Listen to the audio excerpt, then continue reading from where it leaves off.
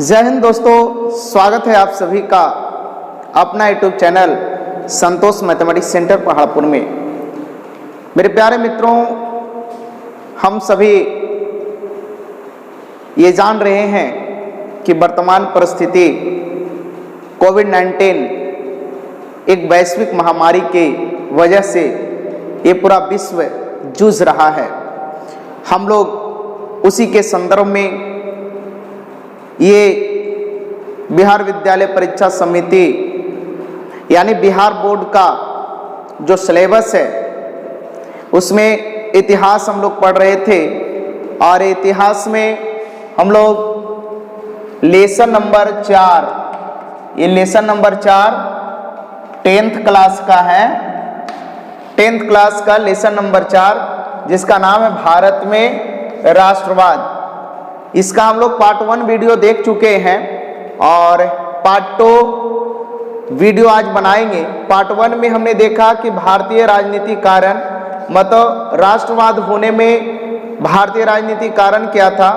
उसके बाद में हम लोगों ने देखा कि आर्थिक कारण क्या था। उसके बाद में दूसरा देखा सामाजिक कारण क्या था।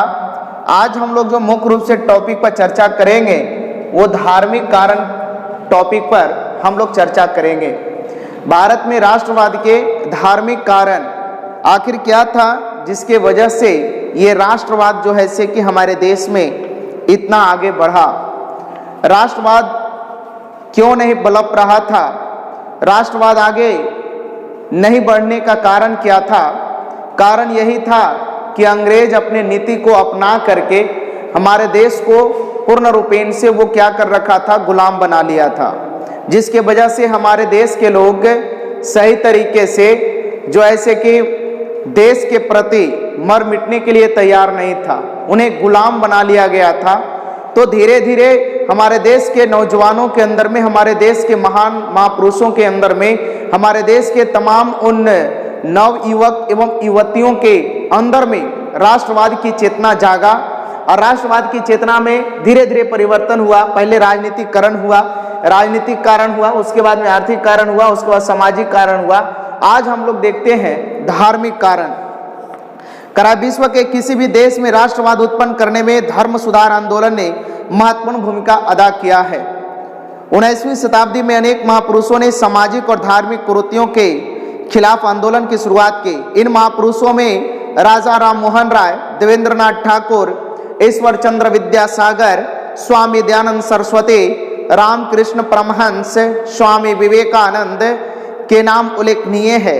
इसके अलावा William Jones Max Muller, Charles Wilkinson आदि यूरोपीय विद्वानों ने भारतीय धर्म ग्रंथों का अंग्रेजी में अनुवाद किया। इससे भारतीयों के हृदय में अपने धर्म के प्रति निष्ठा की भावना जागृत हुई। इन सुधारकों ने एकता, समानता एवं स्वतंत्रता का पाठ पढ़ाकर भारतीय जनजीवन में नई चेतना का मंत्र फूंक दिया। फलतः राष्ट्रवाद का क्या हुआ, उदय हुआ। मेरे प्यारे मित्रों, इन लोगों ने भारत के बारे में बताया, भारत की स्वतंत्रता के बारे में बताया कि देखो जब कोई देश आजाद हो जाता है तो इसका मतलब क्या होता है। नौजवानों को अच्छे तरीके से समझाने का प्रयास किया। तब जो है से नौजवान के अंदर में एक ऊर्जा, एक जुनून पैदा हुआ और जा करके नौजवान जो है से कि बेहतरीन कार्य करने के लिए अग्रसर हुए। सन 1885 में अखिल भारतीय राष्ट्रीय कांग्रेस का गठन राष्ट्रवाद के उदय की परिणति थी। प्रारंभ में यह संगठन सिर्फ सुधारों के मांग करता रहा, लेकिन 1914 ईस्वी तक अंग्रेजी सरकार की दमनकारी नीतियों ने कांग्रेस के सदस्यों को उग्र बना दिया और बाल गंगाधर तिलक, बिपिन चंद्र पाल और लाला लाजपत राय, जिसको हम लोग बाल पाल लाल के नाम से जानते हैं। बाल मतलब बाल गंगाधर तिलक और पाल मतलब विपिन चंद्र पाल और लाल मतलब लाला लाजपत राय। आपको मालूम होगा कि कांग्रेस की स्थापना 1885 ईस्वी में किया गया था और वो राष्ट्रवाद को बढ़ाने के लिए किया गया था। लेकिन अंग्रेजों की दमनकारी नीतियों के कारण जितने भी भारतीय जो कांग्रेस में सम्मिलित थे वो सभी लोग जो ऐसे कि क्या करने लगे, उग्र रूप धारण करने लगे, क्योंकि अंग्रेज दमनकारी नीति अपना रहा था।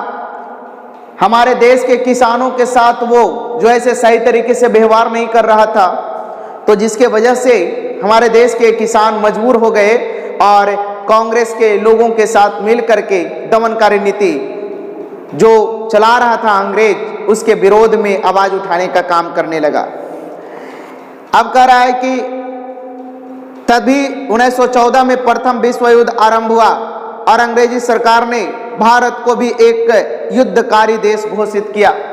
मेरे प्यारे मित्रों, भारत अपना जो देश है वो कभी युद्ध में रहने वाला देश नहीं रहा है, कभी युद्ध लड़ने वाला देश नहीं रहा है, किसी भी टाइम युद्ध लड़ने के लिए वो तैयार नहीं था। लेकिन 1914 ईस्वी में जबरदस्ती अंग्रेजों ने भारत को जो है कि युद्धकारी नीति बना करके दिया और इसे एक अलग देश बनाने का काम कर दिया। मतलब कि इसको भी जो है प्रथम विश्व युद्ध में ले जाकर के सम्मिलित करा दिया। अब करा प्रथम विश्व युद्ध के कारण और परिणाम का भारत से अंतर संबंध। प्रथम विश्व युद्ध का संक्षिप्त परिचय करा। प्रथम विश्व युद्ध विश्व इतिहास की एक महत्वपूर्ण घटना थी। यह प्रत्यक्षता यूरोपीय देशों की औपनिवेशिक साम्राज्यवादी प्रतिस्पर्धा का परिणाम था। देखिए, यह प्रथम विश्व युद्ध का कारण क्या था, क्यों हुआ था प्रथम विश्व युद्ध?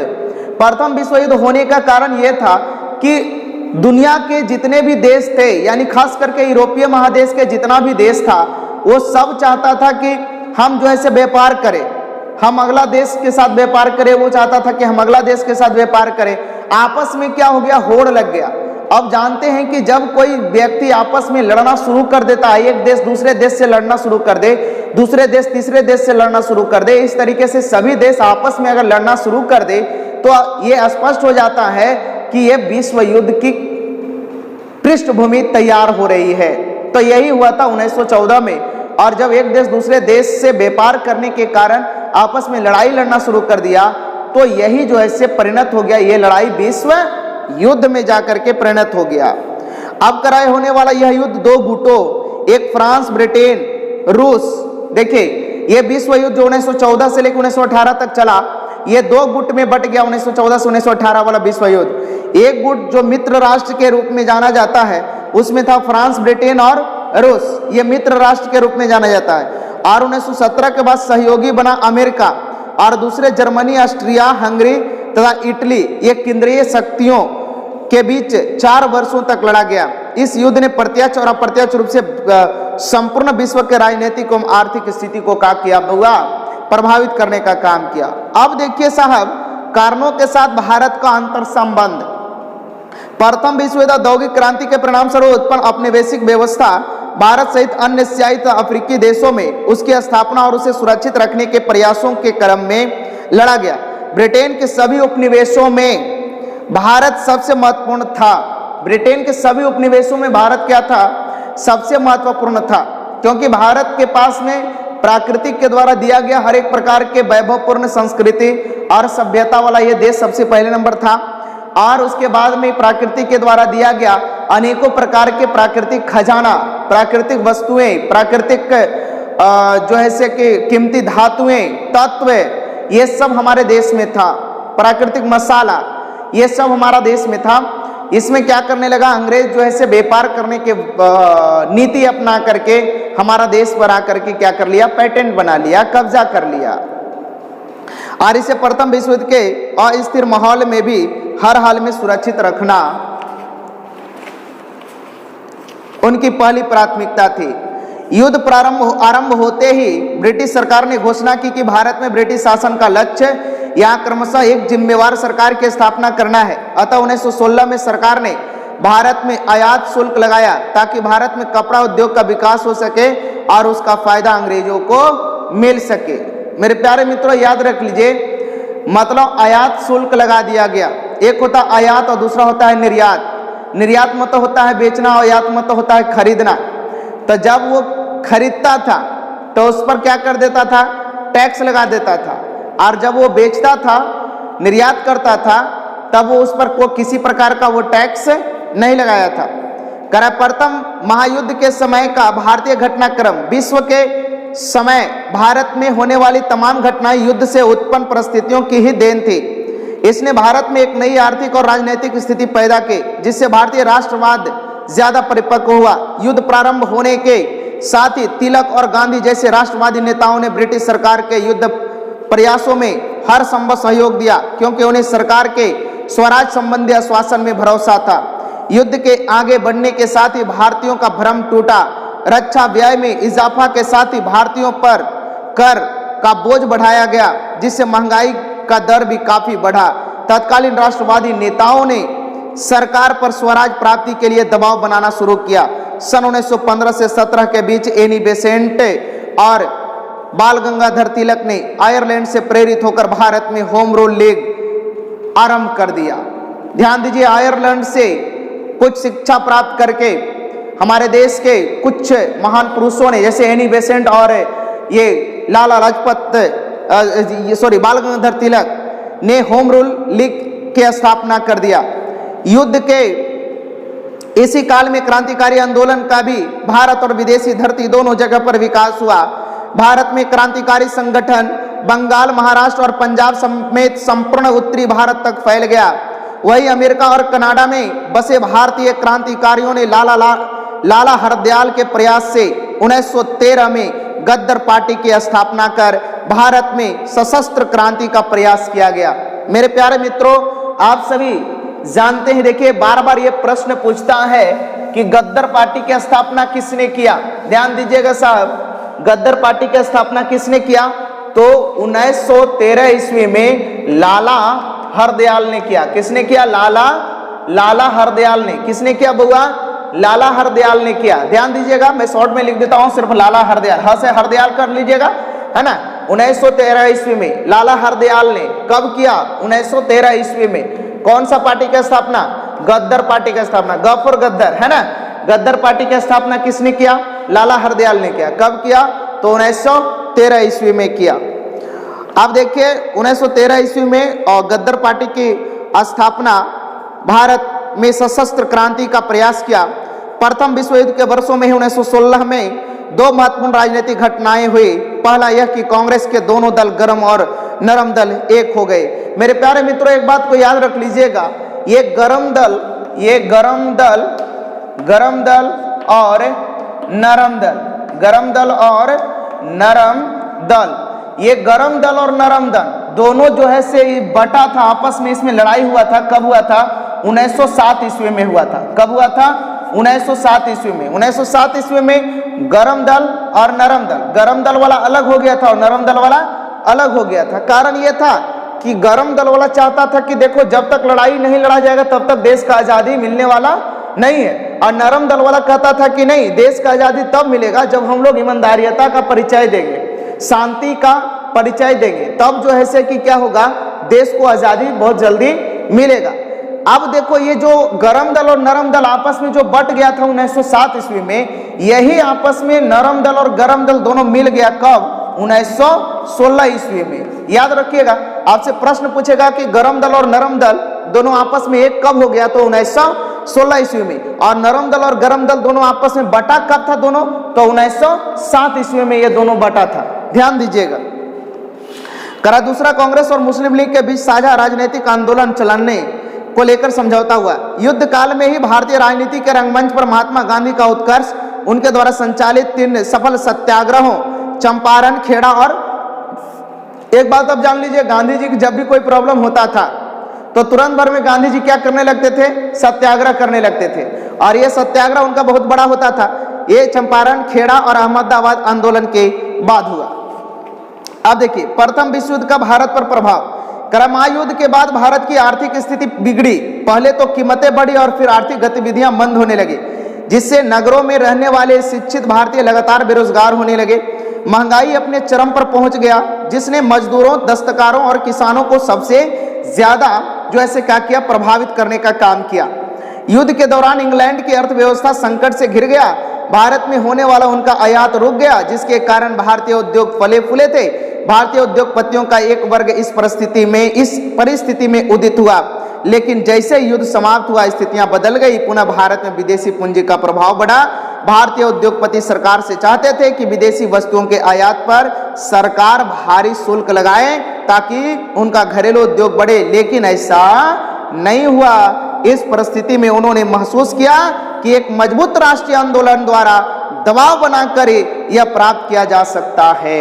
ये भारत के उद्योगपतियों ने यह निर्णय लिया कि जब तक हम लोग एक मजबूत राष्ट्रीय स्तर पर आंदोलन नहीं करेंगे, तब तक ये अंग्रेज हमें अपने ही देश में सही तरीके से व्यापार करने नहीं देगा।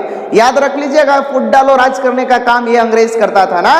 तो जब तक भारतीय लोग सही तरीके से अपना एक संगठन नहीं बनाता, तब तक जो है से कि ये अंग्रेज जो है से क्या करने नहीं देता, इसको जो है से राज करने नहीं देता। प्रथम महायुद्ध ने भारत सहित पूरे एशिया और अफ्रीका में राष्ट्रवादी भावना को प्रबल बनाया। युद्ध के समय मित्र राष्ट्रों ने दुनिया के सभी राष्ट्रों के लिए जनतंत्र तथा राष्ट्रीय आत्मनिर्णय का एक नया युग आरंभ करने का वचन दिया था, लेकिन युद्ध के बाद उन्होंने अपना उपनिवेश खत्म करने के बजाय उस पर और कठोर नियंत्रण स्थापित करने का प्रयास किया। भारत में इसका उदाहरण है रॉलेट एक्ट का 1919 में पारित होना। आप जानते हैं रॉलेट एक्ट कब पारित हुआ? तो 1919। एक बार और इसी समय एक घटना और घटता है, 13 अप्रैल 1919 का जलियांवाला बाग हत्याकांड।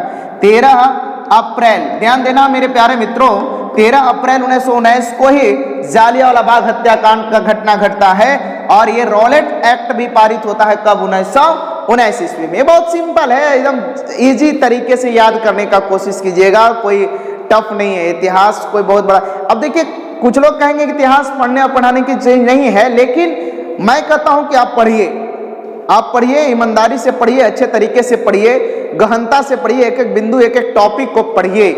हिंदी पढ़िए, कुछ लोग हिंदी भी नहीं पढ़ने के लिए कहेंगे, कुछ लोग इतिहास नहीं पढ़ने के लिए कहेंगे, भूगोल नहीं पढ़ने के लिए कहेंगे। तो भैया पढ़ना क्या है? सिर्फ मैथ और साइंस पढ़ना है क्या? मैथ और साइंस पढ़ने से ही पूरा संपूर्ण नॉलेज हो जाएगा? नहीं होगा। जब तक आप जो है ना सही तरीके से ईमानदारी से ऑल विषय पे, ऑल सब्जेक्ट पे आप कमांड नहीं कीजिएगा, तब तक जो है कि आपका नॉलेज से परिपूर्ण तरीके से आपके अंदर में आने वाला नहीं है। आपको सही तरीके से, गहनता तरीके से आपको अध्ययन करना पड़ेगा। प्रत्येक विषय को अलग समय देना पड़ेगा, टाइमिंग बना करके, आपको रूटीन वाइज करके प्रत्येक विषय को पढ़ना पड़ेगा, अध्ययन करना पड़ेगा। तो पारित होना जिसमें किसी भारतीय बिना अदालत में मुकदमा चलाए जेल में बंद किया जा सकता था। अब देखिए, ये रॉलेट एक्ट को काला कानून का दर्जा दिया गया। ये रॉलेट एक्ट जो 1919 ईस्वी में आया, याद रख लीजिएगा, ये 1919 ईस्वी में जो रॉलेट एक्ट आया, इस रॉलेट एक्ट को काला कानून का दर्जा दिया गया, क्योंकि बिना मुकदमा चलाए ही किसी भी भारतीयों को जो है से पकड़ करके क्या कर लिया जा सकता था? गिरफ्तार किया जा सकता था, जेल में बंद किया जा सकता था। इसी कानून के विरोध के क्रम में 13 अप्रैल 1919 का प्रसिद्ध जलियांवाला बाग हत्याकांड हुआ और पूरे पंजाब में मार्शल लॉ लगा दिया गया, जिसमें लोगों पर पाशविक अत्याचार किया गया। पाशविक मतलब पशु के जैसा लोगों के ऊपर अत्याचार किया गया। आपको मालूम होगा जब ये रॉलेट एक्ट जब लागू किया गया कि बिना मुकदमा चलाए ही किसी को गिरफ्तार कर लिया जाएगा, तब उसी समय पंजाब में एक आंदोलन हुआ और उस आंदोलन का नाम पड़ा जलियांवाला बाग। ये सॉरी, वो आंदोलन जो शुरू हुआ जो 13 अप्रैल 1919 को, वो जानते हैं क्यों शुरू हुआ? वो इसलिए शुरू हुआ था क्योंकि 1919 में जो रॉलेट एक्ट जो पारित हुआ था, इसको विरोध में जो ऐसे 13 अप्रैल 1919 को जलियांवाला बाग के मैदान में पंजाब के लोगों के द्वारा पूरा एक समूह बुलाया गया और उस समूह को जो है से पूरे निर्धरता पूर्वक उस समूह में रह रहे सभी मनुष्य को, सभी युवा साथियों को, सभी नौजवानों को अंधाधुंध गोलियों से क्या कर दिया जाता है? बारिश कर दिया जाता है और उसमें बहुत हजारों लोग क्या हो जाते हैं? मारे जाते हैं। करार महायुद्ध के बाद भारत में राष्ट्रवाद की जो लहर उठी, उससे प्रभावित होकर भारत में ब्रिटिश सरकार ने शासन में कुछ सुधार करने का प्रयास अवश्य किया, जो 1919 के मॉन्टेस्क्यू चेम्सफोर्ड योजना या भारत सरकार अधिनियम के नाम से जाना जाता है। आप जानते हैं मॉन्टेस्क्यू चेम्सफोर्ड अधिनियम 1919, मॉन्टेस्क्यू चेम्सफोर्ड अधिनियम 1919 भारत सरकार अधिनियम के नाम से यह जाना जाता है। इस प्रस्ताव में पारित विधायी परिषदों का आकार बढ़ा दिया गया था तथा निश्चित किया गया कि उनके अधिकांश सदस्य चुनकर आए। केंद्र में दोनों सदनों लेजिस्लेटिव असेंबली निचले सदन और काउंसिल ऑफ स्टेट्स उच्च सदन में सदस्यों की संख्या बढ़ाई गई, मगर भारतीय राष्ट्रवादी इन मामूली छूटों से बहुत आगे बढ़ चुके थे और स्वराज या राजनीति की छाया मात्र संतुष्ट होने वाले नहीं थे। अतः वे लोग निर्णय राजनीतिक संघर्ष के लिए मानसिक रूप से तैयार हो गए। अब कह रहा है कि प्रथम महायुद्ध का प्रत्यक्ष प्रभाव खिलाफत आंदोलन के रूप में सामने आया। मेरे प्यारे मित्रों, यह प्रथम विश्व युद्ध का जो प्रत्यक्ष जो देखने को एक मुद्दा आया वो प्रथम विश्व युद्ध के खिलाफत आंदोलन के रूप में आया। प्रथम महायुद्ध में ऑटोमन तुर्की जो इस्लामिक दुनिया का राजनीतिक और आध्यात्मिक नेता खलीफा था की हार हो चुके थे। ऐसे अफवाहें फैली कि ऑटोमन साम्राज्य पर एक सख्त शांति संधि थोपी जाएगी। इससे भारतीय मुसलमानों में नाराजगी बढ़ी। उधर 1916 में लीग कांग्रेस समझौता यानी लखनऊ समझौता ने, याद रखिए बार बार प्रश्न पूछता है लखनऊ समझौता कब, लखनऊ समझौता कब हुआ, तो 1916 में। याद रखिएगा ये बार बार लखनऊ समझौता पूछेगा तो आप लोग इसको बताने का प्रयास करेंगे। प्रश्न पूछेगा लखनऊ समझौता कब हुआ था, तो 1916 ईस्वी में। मुसलमानों और हिंदुओं के लिए साझी राजनीतिक जमीन पहले ही तैयार कर दिया गया था। इस स्थिति में गांधी जी ने खिलाफत के प्रश्न को भावी राजनीतिक आंदोलन के लिए एक महत्वपूर्ण मुद्दा बनाते हुए असहयोग आंदोलन की रूपरेखा तैयार की। महायुद्ध का एक महत्वपूर्ण परिणाम यह भी हुआ कि गोरों की प्रतिष्ठा घटे। साम्राज्यवाद के आरंभ से ही यूरोपीय शक्तियों ने अपनी सत्ता बनाए रखने के लिए जातीय सांस्कृतिक श्रेष्ठता का विचार दिया था, लेकिन युद्ध के दौरान दोनों पक्षों ने एक दूसरे के खिलाफ धुआंधार प्रचार किया तो अपने विरोधियों पर उपनिवेशों के बर्बर और असभ्य व्यवहार का पर्दाफाश किया। स्वाभाविक तौर पर उपनिवेशों यानी भारत की जनता ने दोनों पक्षों पर विश्वास किया और गोरों की श्रेष्ठता का भय उनके मन से उठने लगा कि अब गोरे लोग श्रेष्ठ नहीं हैं, बल्कि वे जो है हम लोगों को क्या कर रहे हैं, वो चूना लगाने का काम कर रहा है। गोरे मतलब अंग्रेज। प्रथम विश्व युद्ध के बाद उत्पन्न परिस्थितियों ने राष्ट्रीय आंदोलन में गांधीवादी चरण 1919 से लेकर 1947 के लिए पृष्ठभूमि। देखिए गांधी युग माना जाता है। आपको पता होगा कि 1915 में गांधी जी दक्षिण अफ्रीका से वापस लौटते हैं और दक्षिण अफ्रीका से जब वापस लौटते हैं तो यहां से ही जो है से गांधी युग माना जाता है। ऐसे 1919 से लेकर के 1947 तक के समय को कौन सा युग माना जाता है, गांधी युग माना जाता है। तो करा 1919 से 1947 के लिए पृष्ठभूमि निर्माण का कार्य किया। जनवरी 1915 में दक्षिण अफ्रीका से लौटने के बाद गांधी जी ने जनवरी 1915 में, गांधी जी दक्षिण अफ्रीका से कब लौटे थे बुआ, तो जनवरी, याद रखिए जनवरी 1915 में दक्षिण अफ्रीका में थे गांधी जी। गांधी जी कहां थे, दक्षिण अफ्रीका में। लौटे कब, भारत की राजनीति में भाग लेने के लिए। जैसे ही जनवरी 1915 में लौटते हैं गांधी जी और भारत की राजनीति में क्या हो पड़ते हैं, कूद पड़ते हैं। करा है कि गांधी जी 1915 में दक्षिण अफ्रीका से लौटने के बाद संरचनात्मक कार्य के लिए अहमदाबाद में साबरमती आश्रम की स्थापना की। देखिए साबरमती आश्रम की स्थापना कहां, अहमदाबाद में। कहां, अहमदाबाद में। साबरमती आश्रम की स्थापना कहां पर किया गया जी, अहमदाबाद में किया गया। किनके द्वारा किया गया, तो गांधी जी के द्वारा किया गया। चंपारण मुखेड़ा में कृषक आंदोलन और अहमदाबाद में श्रमिक आंदोलन के नेतृत्व प्रदान कर गांधी जी ने प्रभावशाली राजनेता के रूप में अपनी राष्ट्रीय पहचान बनाई। प्रथम विश्व युद्ध के अंतिम दौर में उन्होंने कांग्रेस, होम रूल एवं मुस्लिम लीग के नेताओं के साथ भी घनिष्ठ संबंध स्थापित किए। ब्रिटिश सरकार की उत्पीड़नकारी नीतियों एवं रॉलेट एक्ट के विरोध में उन्होंने सत्याग्रह की शुरुआत की। अब करा है रॉलेट एक्ट के विरोध में सत्याग्रह। देखिए गांधी जी के द्वारा रॉलेट एक्ट के विरोध में सत्याग्रह हो रहा है। रॉलेट एक्ट के विरोध में क्या हो रहा है, सत्याग्रह। करे बढ़ती हुई क्रांतिकारी घटनाओं एवं असंतोष को दबाने के लिए लॉर्ड चेम्सफोर्ड ने न्यायाधीश सिडनी रॉलेट की अध्यक्षता में एक समिति की नियुक्ति की। समिति ने क्रांतिकारी गतिविधियों को रोकने के लिए निरोधात्मक एवं दंडात्मक दोनों प्रकार के विशेष विधेयकों का सुझाव दिया।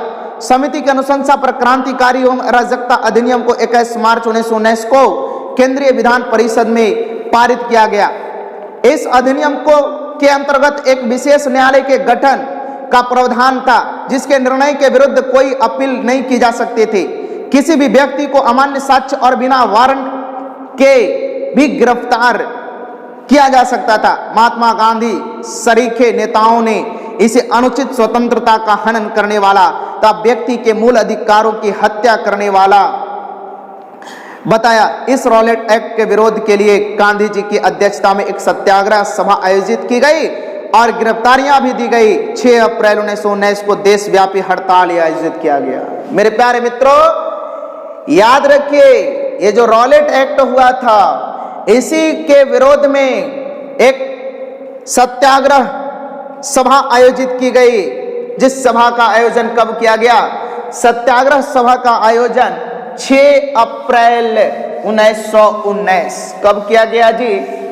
6 अप्रैल 1919। 6 अप्रैल 1919 को देशव्यापी हड़ताल आयोजित की गई। कई जगहों पर आंदोलन हिंसात्मक हो गया। विरोध की अंतिम परिणति 13 अप्रैल 1919 को जालियांवाला बाग हत्याकांड में के रूप में हुआ।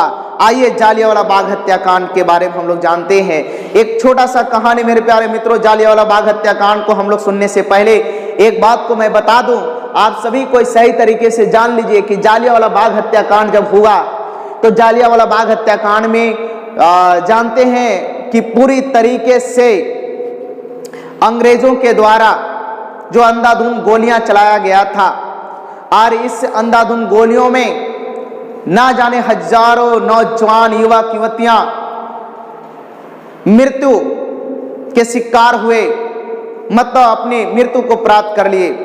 मेरे प्यारे मित्रों, जैसे ही हजारों नौजवान युवक एवं युवतियां मरते हैं, उस जालियांवाला बाग के मैदान में एक नन्हा सा बालक बचता है।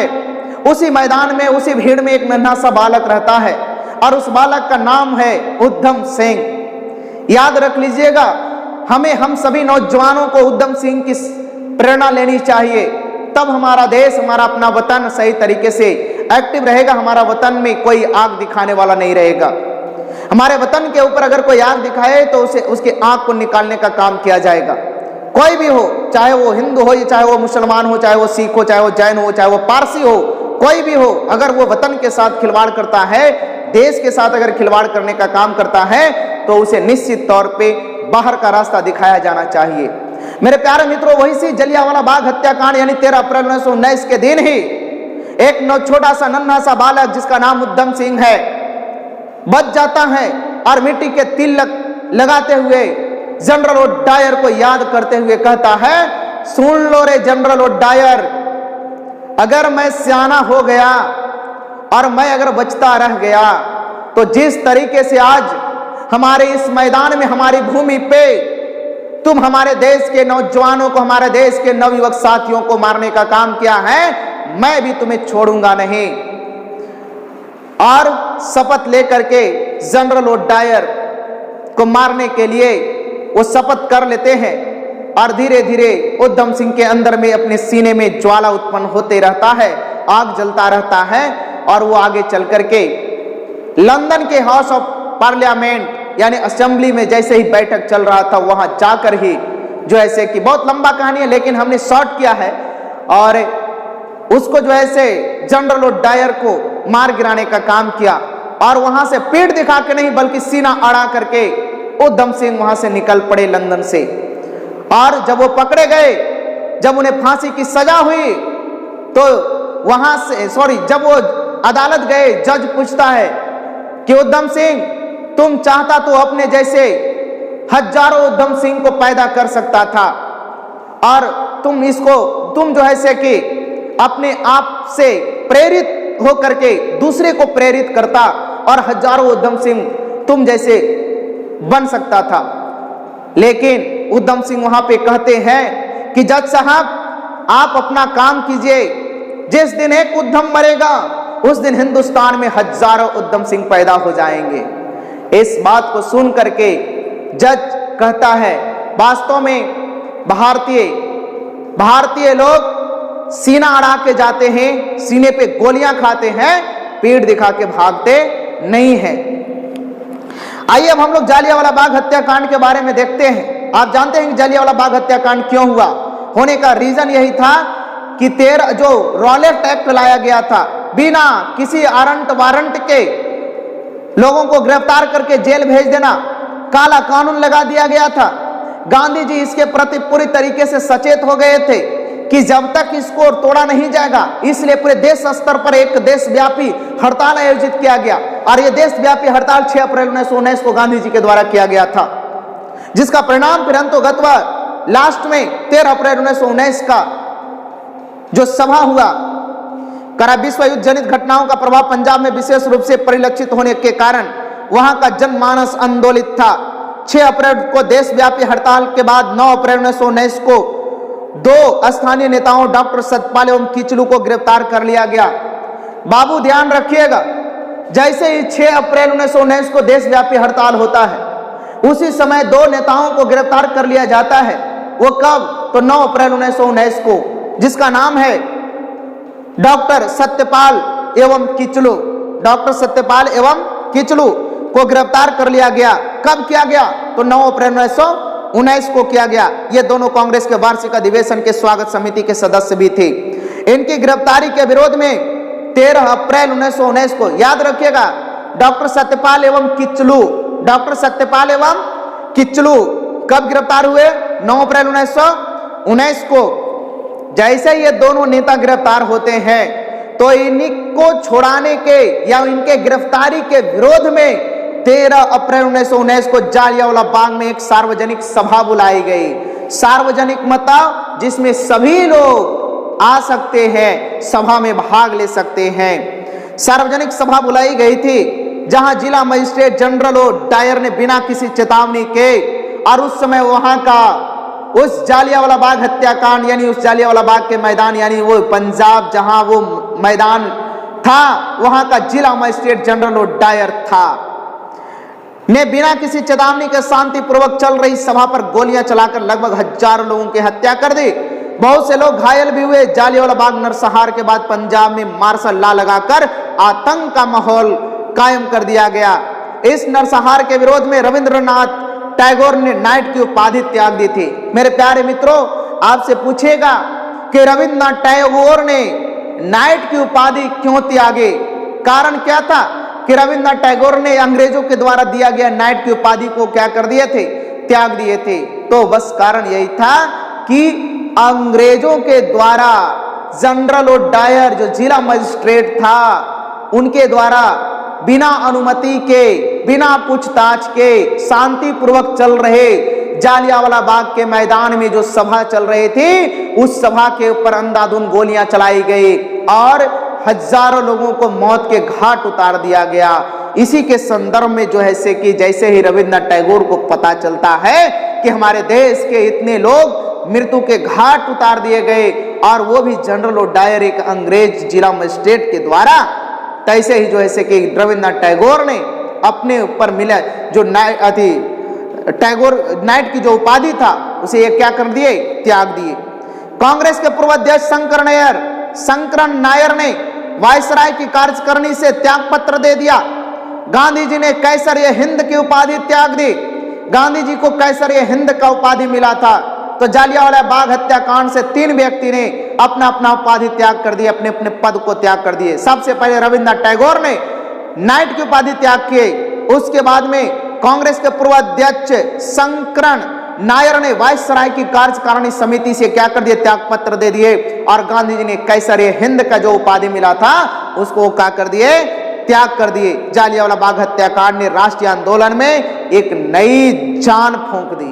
मेरे प्यारे मित्रों, जैसे ही जालियांवाला बाग हत्याकांड होता है, राष्ट्रीय आंदोलन समझिए और बलवती हो जाती है, आगे बढ़ना शुरू कर देता है।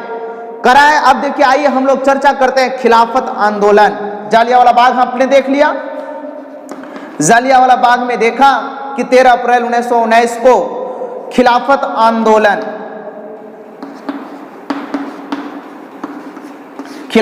आंदोलन, करा है कि प्रथम विश्व युद्ध में, तो सबसे पहले इसके ऊपर हम लोग टॉपिक देखा जालियांवाला बाग हत्याकांड। जालियांवाला बाग हत्याकांड 13 अप्रैल 1919 को हुआ। और ये जालियांवाला बाग हत्याकांड इसलिए हुआ था कि इसमें जो 6 अप्रैल 1919 को देशव्यापी भूख हड़ताल किया गया था, इसमें जो ऐसे कि इसी हड़ताल के संदर्भ में 9 अप्रैल 1919 को 2 महान नेता जो डॉक्टर सत्यपाल और किचलू को क्या कर लिया गया, गिरफ्तार कर लिया गया था और गिरफ्तार करके इन्हें जेल दे दिया गया था। तो इन्हीं के गिरफ्तारी के विरोध में जो ऐसे कि एक सार्वजनिक सभा बुलाई गई थी जालियांवाला बाग के मैदान में, और वो सभा 13 अप्रैल 1919 को बुलाया गया था। और उस समय वहां का जिला मजिस्ट्रेट जो था वो जनरल ओडायर था। जनरल ओडायर ने क्या किया, बिना अनुमति लिए ही जो शांतिपूर्वक सभा चल रही थी उस सभा पे जो ऐसे कि गोलियां चलाने का काम किया, जिसमें हजारों लोग मृत्यु के घाट उतार दिए गए। और जैसे ही पता चलता है कि हमारे देश के हजार लोग पंजाब के जालियांवाला बाग के मैदान में इतने लोग मारे गए, तो टैगोर जी को पता चलता है। टैगोर जी नाइट की उपाधि त्याग दिए और शंकरन नायर ने वायसराय, कांग्रेस की वायसराय समिति से वो क्या कर दिए, त्याग पत्र दे दिए। और गांधी जी को जो कैसर-ए हिंद का जो उपाधि मिला था, वो कैसर-ए हिंद के उपाधि को गांधी जी ने क्या कर दिया, लौटाने का काम किया। आइए अब हम लोग देखते हैं खिलाफत आंदोलन। टॉपिक का नाम है खिलाफत आंदोलन। मेरे प्यारे मित्रों, सही तरीके से मैं समझाने का प्रयास करूंगा, बस आपके ऊपर निर्भर करता है कि आप अच्छे तरीके से पढ़ते हैं या नहीं पढ़ते हैं। आप साथ में बुक रखिएगा। बिहार सरकार का बीटीबीसी का बुक आता है, बहुत सस्ता और सुविधाजनक बुक होता है, बहुत कम पैसा में और बहुत अच्छा बेनिफिट उससे मिलेगा, जानकारी जबरदस्त मिलेगा। तो आप सभी को बीटीबीसी एक बुक खरीद लीजिएगा बिहार सरकार का, और एक एक टॉपिक एक एक लाइन में पढ़ाने का काम कर रहा हूं, चाहे वो जितना पार्ट में वीडियो बने, ये लंबा बनेगा। इसमें करा प्रथम विश्व युद्ध में ब्रिटेन के खिलाफ तुर्की की पराजय के फलस्वरूप ऑटोमन साम्राज्य को विघटित कर दिया गया था। तुर्की के सुल्तान को अपने शेष प्रदेश में भी अपनी सत्ता के प्रयोग से वंचित कर दिया गया था। इसे मित्र राष्ट्रों द्वारा नियुक्त एक उच्च आयोग के अधीन कर दिया गया था। चूंकि ऑटोमन साम्राज्य का शासक तुर्की का सुल्तान इस्लामिक संसार का खलीफा हुआ करता था, अतः भारत के मुसलमानों को तुर्की के साथ किया जाने वाला यह दुर्व्यवहार पसंद नहीं था। भारतीय मुसलमान प्रथम विश्व युद्ध के दौरान किए जाने वाले वादा खिलाफी को विश्वासघात के रूप में देखते थे। अतः 1920 के प्रारंभ में भारतीय मुसलमानों ने तुर्की के विरोध ब्रिटेन को अपनी नीति बदलने के लिए बाध्य करने हेतु जोरदार आंदोलन प्रारंभ किया, जिसका नाम खिलाफत आंदोलन कहा गया। तो याद रखिएगा, खिलाफत आंदोलन कब हुआ, 1920 में। एक रिजल्ट निकल करके आया, पूछे गए आपसे साहब कि खिलाफत आंदोलन कब हुआ, जालियांवाला बाग हत्याकांड कब हुआ, तो 13 अप्रैल 1919 को, 13 अप्रैल 1919 को। प्रथम भूख हड़ताल गांधी जी के द्वारा कब किया गया, तो 6 अप्रैल 1919 को। सतपाल और किचलू को कब गिरफ्तार किया गया, तो 9 अप्रैल 1919 को। याद रख लीजिएगा, ये सभी डेट याद रखिएगा। कांग्रेस पार्टी का स्थापना कब किया गया, कांग्रेस का स्थापना 1885, याद रखिएगा। कांग्रेस का स्थापना जो किया गया था वो 1885 में किया गया था। अब यहां पे हम लोग आगे देखने का काम करेंगे कि 1920 में जो है से कि प्रारंभ में भारतीय मुसलमानों ने तुर्की के प्रति ब्रिटेन को अपनी नीति बदलने के लिए बाध्य करने हेतु जोरदार आंदोलन प्रारंभ किया, जिसे खिलाफत आंदोलन कहा गया। महात्मा गांधी और भारतीय राष्ट्रीय कांग्रेस के अमृतसर अधिवेशन दिसंबर 1919 में समर्थन पाकर यह आंदोलन काफी सशक्त हो गया। नवंबर 1919 में ही महात्मा गांधी अखिल भारतीय खिलाफत आंदोलन के अध्यक्ष बन चुके थे। इसे गांधी जी ने भी हिंदू मुस्लिम एकता के महान अवसर के रूप में देखा। खिलाफत आंदोलनकारियों ने 3 सूत्री मांग पत्र तैयार किया। तुर्की के सुल्तान यानी खलीफा को पर्याप्त लौकिक अधिकार प्रदान किया जाए ताकि वह इस्लाम की रक्षा कर सके। यह सब काम इसलिए हो रहा था, गांधी जी को लग रहा था कि अंग्रेज को अगर हम समर्थन करें, मुसलमानों को अगर हम समर्थन करेंगे तो ये मुसलमान अपने देश के साथ लड़ेगा। अरब प्रदेश को मुस्लिम शासन यानी खलीफा का अधीन किया जाए, खलीफा को मुसलमानों के पवित्र स्थलों का संरक्षक बनाया जाए। 17 अक्टूबर 1919 को पूरे भारत में खिलाफत दिवस मनाया गया। याद रखिएगा, पूरे भारत में खिलाफत दिवस कब मनाया गया, तो 17 अक्टूबर 1919, 17 अक्टूबर 1919 को खिलाफत दिवस पूरे भारत में मनाया गया। 17 अक्टूबर 1919 कब मनाया गया बउआ, तो 17 अक्टूबर 1919 को करा। इसी बीच भारतीय राष्ट्रीय कांग्रेस के कलकत्ता अधिवेशन सितंबर 1920 में गांधी जी की प्रेरणा से अन्यायपूर्ण कार्यों के विरोध में 2 प्रस्ताव पारित कर असहयोग आंदोलन चलाने का निर्णय लिया गया।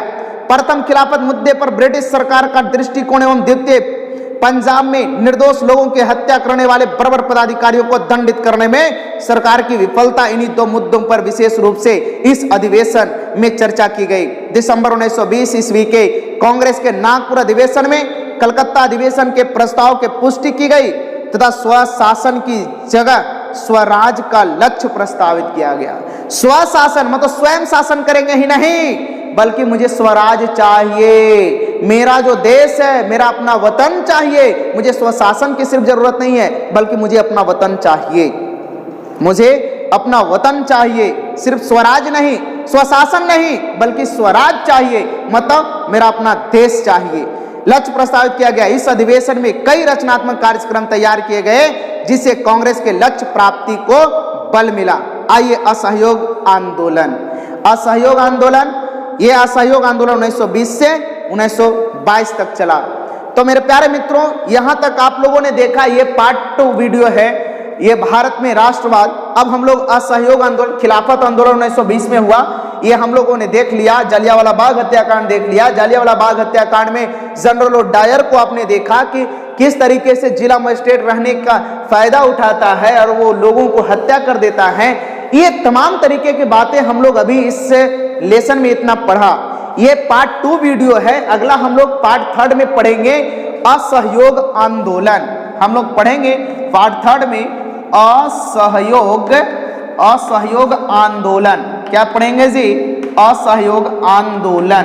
ध्यान रखिएगा, असहयोग आंदोलन हम लोग पढ़ने का काम करेंगे और बिल्कुल सही तरीके से पढ़ेंगे, ईमानदारी से पढ़ेंगे। तब तक आप लोग इतना पढ़िएगा, एक एक लेसन का एक एक टॉपिक को हम पढ़ा करके क्लियर कर देंगे। और भले ही अभी पढ़ाने में थोड़ा समय लगेगा और ज्यादा समय नहीं लगेगा, घर में रहिएगा, पढ़ लीजिएगा। जो भी बच्चे लोग हैं जो किसी भी तरीके से, ऐसे बहुत से बिहार बोर्ड के बच्चे लोग तो ऑनलाइन पढ़ना नहीं चाहते हैं या यूट्यूब से नहीं पढ़ना चाहते हैं। कारण है कि जो इस ऑफलाइन में जब डंडी मार देते हैं तो यूट्यूब और ऑनलाइन की बातें ही नहीं किया जा सकता है ना।